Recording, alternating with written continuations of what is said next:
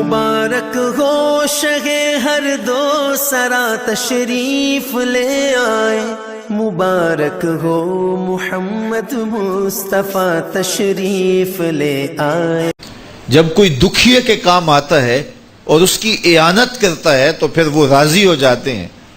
غریب پھنسے ہوئے ماں باپ، گھر بیٹی جوان ہو رہی ہے اور بڑھاپے کی طرف اس کا رخ ہو رہا ہے اور ان کے پاس ہمت نہیں ہے کہ ان بیٹی کو اٹھا سکیں، تو کوئی صاحب ثروت چپکے میں جا کے ان کی مدد کر دیتا ہے کہ تیری بیٹی میری بیٹی ہے اور اس کو تو نے گھر کی دہلیز سے اٹھانا ہے، تو پھر وہ ایک دم خوش ہو جاتا ہے اور آسودہ ہو کے اس کا انتظام کرتا ہے اس کی شادی کا۔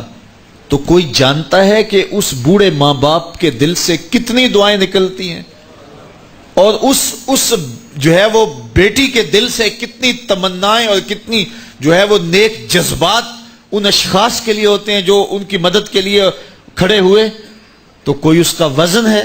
کوئی وزن نہیں کر سکتا کہ اللہ تعالیٰ اس کی برکت کتنی عطا کرتا ہے۔ تو میرے حضور نے ارشاد فرمایا، تمہیں جو رزق دیا جاتا ہے، مصائب سے تمہیں بچا لیا جاتا ہے، آتی آتی تکلیف ٹل جاتی ہے، تمہاری نصرت دشمن کے مقابلے میں ہوتی ہے، حاسدین کے مقابلے میں تم کھڑے ہو جاتے ہو۔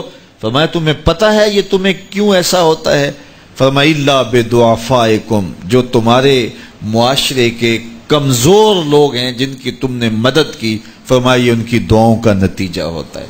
ان کے اٹھے ہوئے ہاتھ اللہ کبھی خالی نہیں موڑتا ہے۔ اس لیے لاچار لوگوں کی، دکھی لوگوں کی، بے بس اور بے آسرا لوگوں کی مدد کے لیے کھڑے ہو جایا کرو۔ وہ کسی نے کہا تھا کہ بڑوں کی بڑی بڑی خدمتوں سے وہ سکون نہیں ملتا جو چھوٹے چھوٹے لوگوں کی چھوٹی چھوٹی خدمتوں سے مل جاتا ہے۔ بڑوں کی بڑی خدمتیں بھی کریں تو وہ راضی نہیں ہوتے، لیکن چھوٹوں کی چھوٹی چھوٹی خدمتیں، یار غریب کو تو پیار سے کھڑا کر کے اس کے پشت پہ شفقت کا ہاتھ پھیر دیں تو وہ سارا دن خوشی سے گزار دیتا ہے کہ آج جو ہے وہ فلاں صاحب نے مجھے تکریم دی ہے، مجھے عزت دی ہے۔ تو میرے حضور نے فرمایا کہ تمہاری جو مدد ہوتی ہے اور رزق دیا جاتا ہے یہ تمہارے کمزوروں کی وجہ سے اللہ تعالیٰ تمہارے اوپر کرم فرماتا ہے۔ اچھا، ایک اور ذریعہ رزق کے اضافے کا حضرت عبداللہ ابن مسعود رضی اللہ تعالی عنہ کی مرویات سے۔ یہ حضرت عبداللہ ابن مسعود جلیل القدر صحابی ہیں، ان کے ہاں بیٹیاں ہی بیٹیاں تھیں۔ اچھا، جب ان کا آخری وقت آیا اور یہ بڑے سخت بیمار ہو گئے تو نزع کی سی کیفیت طاری ہو گئی، تو حضرت عثمان غنی رضی اللہ تعالیٰ عنہ ان کا حال پوچھنے آئے۔ تو جب حال پوچھا، بیٹھے، گفتگو ہوئی، واپس چلنے لگے، تو حضرت عثمان غنی نے اشرفیوں کی 2 تھیلیاں نکال کے حضرت عبداللہ ابن مسعود کو پیش کی۔ تو انہوں نے کہا کہ مجھے تو اس کی ضرورت نہیں ہے، میں تو اس دنیا سے جا رہا ہوں، تو یہ مجھے کیوں دے رہے ہیں؟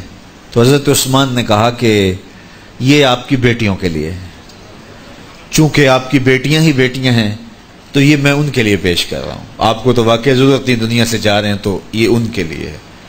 تو حضرت عبداللہ ابن مسعود نے پھر تھیلیاں موڑتے ہوئے کہا کہ میری بیٹیوں کو اس کی ضرورت نہیں ہے، اس لیے کہ میرے حضور نے فرمایا تھا کہ جس کے پاس سورہ واقعہ ہو اس کو غربت تنگ نہیں کر سکتی، تو میری بیٹیاں رات کو سونے سے قبل 1 مرتبہ سورہ واقعہ ضرور پڑھتی ہیں، اس لیے تم میری بیٹیوں کے بارے پریشان نہیں ہونا، اللہ کے فضل سے انہیں غربت تنگ نہیں کرے گی، ان کے پاس سورہ واقعہ جو موجود ہے۔ تو یہ کسی ایسے ضرورت مند کو دو جس کے پاس سورہ واقعہ نہیں ہے۔ تو سورہ واقعہ کی تلاوت یقیناً رزق کی فراوانیاں اور رزق کی برکتیں حاصل کرنے کا ایک ذریعہ ہے، اور دروازے کھل جاتے ہیں اگر سورہ واقعہ کی تلاوت تسلسل کے ساتھ کی جائے۔ اس لیے اپنے معمولات میں سورہ واقعہ کو شامل کر لیجئے گا، اس کی برکات سے انشاءاللہ رزق کی فراوانیاں نصیب ہوتی ہیں۔